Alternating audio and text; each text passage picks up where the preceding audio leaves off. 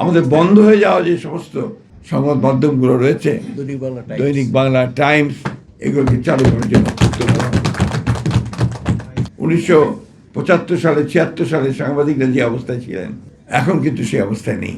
আমি এখনো দেখছি, আমাদের এরপরেও দেখছি অনেক সাংবাদিক ভাই এখন পর্যন্ত বেকার হয়ে আছে। আমরা তাদের কর্মসংস্থানের সুযোগ সৃষ্টি করতে পারিনি।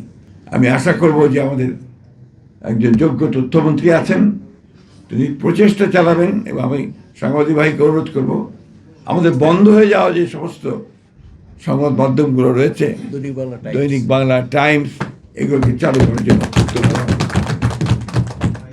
এমনকি যদি বিচিত্রাও সম্ভব হয়, আমার মনে হয় বিচিত্রাকে চালু করতে হবে, কারণ এগুলোতে আপনার ঐতিহ্যগত একটা ব্যাপার আছে।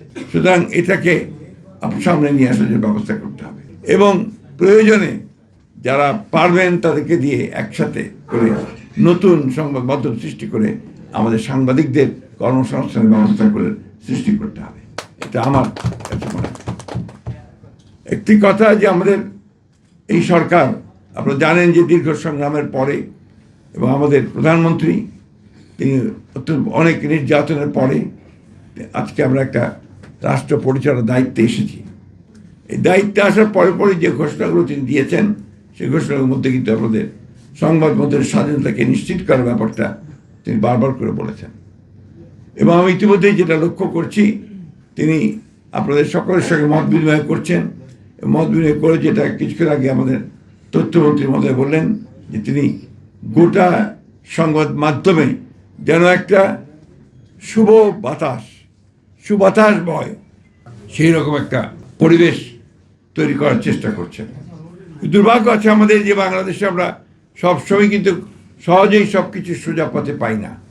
আজকে আবার বিভিন্নভাবে বিভিন্ন গোষ্ঠী মাথাচাড়া দিয়ে উঠছেন, তারা বিভিন্নভাবে সমস্যা তৈরি করছেন, অনেকের আইন শৃঙ্খলা পরিস্থিতি নষ্ট করছেন।